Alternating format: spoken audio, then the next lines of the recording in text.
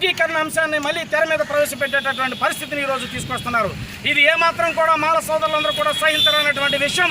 ఎందుకంటే గతంలో కూడా ఏ రాష్ట్రాలకు పరిమితం లేదు ఈ వర్గీకరణ అంశం అనేటటువంటి దాని మీద సుప్రీంకోర్టు స్పష్టమైనటువంటి తీర్పునివ్వడం జరిగింది. వర్గీకరణ చేయడానికి రాష్ట్రాలకు పరిమితం లేదని ఆ రోజే సుప్రీంకోర్టు మరి తీర్పిస్తే ఆ తీర్పును కాదని ఈరోజు కొంతమంది స్వార్థంగా రాజకీయ నాయకులు ఈరోజు వాళ్ళ ప్రయోజనాల కోసం, వాళ్ళ ఓటింగ్ కోసం ఈరోజు వర్గీకరణ అంశాన్ని మళ్ళీ తెర మీదకి తీసుకొస్తున్నారు.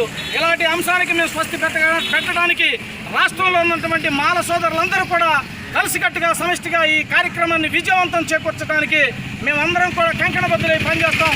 ఈ వర్గీకరణ అంశం మీద ఏ ఒక్క నాయకులైనా తలపెడితే వాళ్ళకి తగుబాటమైన గుణపాఠం చెప్పే వరకు కూడా మాల సోదరులందరూ కూడా వదిలిపెట్టరనేది కూడా ఈ సభగా మనం చేస్తున్నాం.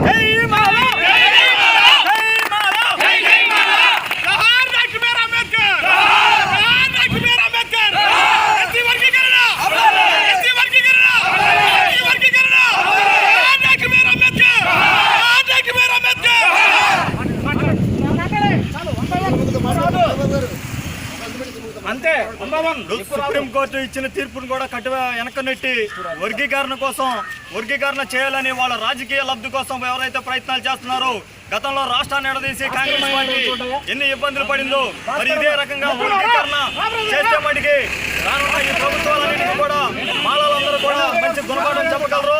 మాకందరం కూడా గ్రామాల్లో ఐకమత్యంగా తల్లిదండ్రులాగా కలిసిమెలిసి ఉంటున్నాము. ప్రతి ఒక్కరం కూడా గ్రామాల్లో వర్గీకరణ ఏబీసీ వర్గీకరణ మాకు వద్దని గూడూరు మండలంలో మొత్తం మీద 15 ఓన్లీ ఒక్క మండలంలో వాహనాలతో స్వచ్ఛతంగా ఎవరికాళ్ళకి బయలుదేరి మా గూడూరు మండల అధ్యక్షులు గోపి నాగబాబు గారి ఆధ్వర్యంలో బయలుదేరుతున్నాము. ఈరోజు మాకు వర్గీకరణ వద్దు. దయచేసి ఏ రాజకీయ పార్టీ నాయకులు కూడా వర్గీకరణ విషయంలో తలదూస్తే రానున్న కాలంలో కూడా వాళ్ళందరికీ కూడా గుణపాఠం చెప్పే ప్రయత్నాలు కూడా చేయవలసి ఉంటుంది.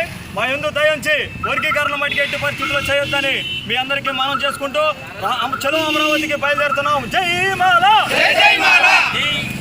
ప్రసాద్ మాట్లాడే 2 మాటలు మాట్లాడు. నీకు అర్థం కావట్లా? జడా ప్రసాద్ మాట్లాడు.